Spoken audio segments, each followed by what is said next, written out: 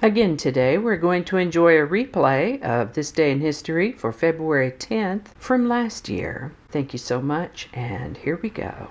Hi there, and welcome to This Day in History for February 10th. February 10th is the 41st day of the year in the Gregorian calendar, with 324 days remaining until the end of the year, unless it's a leap year, in which case there are 325 days remaining to the end of the year.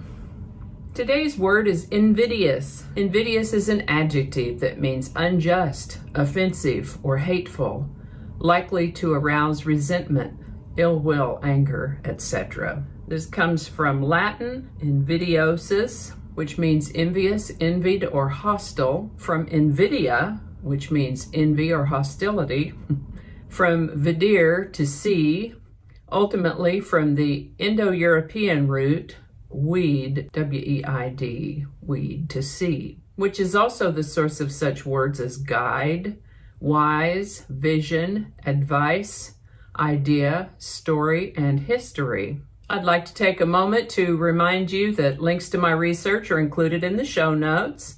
Encourage you to go ahead and click that like button, subscribe if you haven't already. Let me know if you have any questions or comments in the comment section below. And with that, let's move right on into the year 1763, when the 7 Years' War, also known as the French and Indian War, ended with the signing of a treaty on February 10th, 1763. This was the Treaty of Paris, and it was signed by France, Great Britain, and Spain.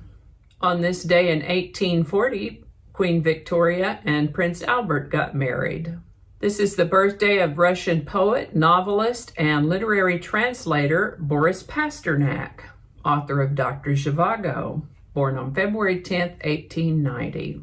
This is also the birthday of American actor, singer, and pianist Jimmy Durante, the Schnoz, was born on February 10th, 1893. He practiced a lot of charity for children, I think a lot of people don't know about. And he's famous for ending his shows by saying, "Good night, Mrs. Calabash, wherever you are."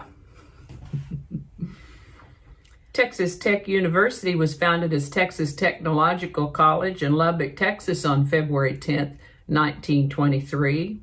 Go Red Raiders. Tom and Jerry made their cartoon debut with Puss Gets the Boot on February 10th, 1940. And golly, weren't we just talking about Laura Ingalls Wilder just the other day? Was that maybe even yesterday? Was not long ago at all. It is that on February 10th of 1957, she died. She was 90. By the way, did you know that she didn't publish her first book until after she was 60? I didn't know that either. There was a spy swap on February 10th, 1962. Now there's a collection of words you don't hear together all that often.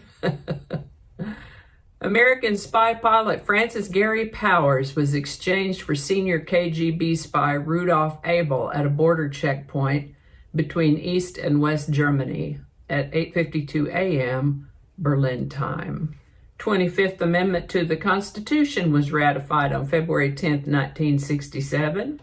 This one deals with issues related to presidential succession and disability. It clarifies that the vice president becomes president as opposed to simply acting as president if the president should die, resign, or be removed from office. And it establishes the procedures for filling a vacancy in the office of a vice president and for responding to presidential disabilities. Interesting that we were just talking about this very sort of thing just yesterday with William Henry Harrison. I guess I'm a little surprised that it took them until 1967 to get the procedure codified, but there you go. Wheels of progress grind slowly sometimes. On February 10th, 1972, Ziggy Stardust made his earthly debut. An androgynous character, Ziggy Stardust, was played by David Bowie.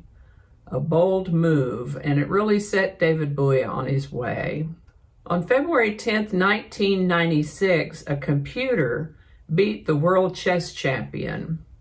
It was the IBM computer called Deep Blue, capable of evaluating 200 million moves per second versus world chess champion Garry Kasparov.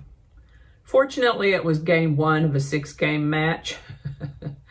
So Garry won 3 and tied 2, which gave him the match, and he ended up winning the $400,000 prize. It was something of a phenomenon at the time because an estimated 6 million people worldwide followed the action on the internet.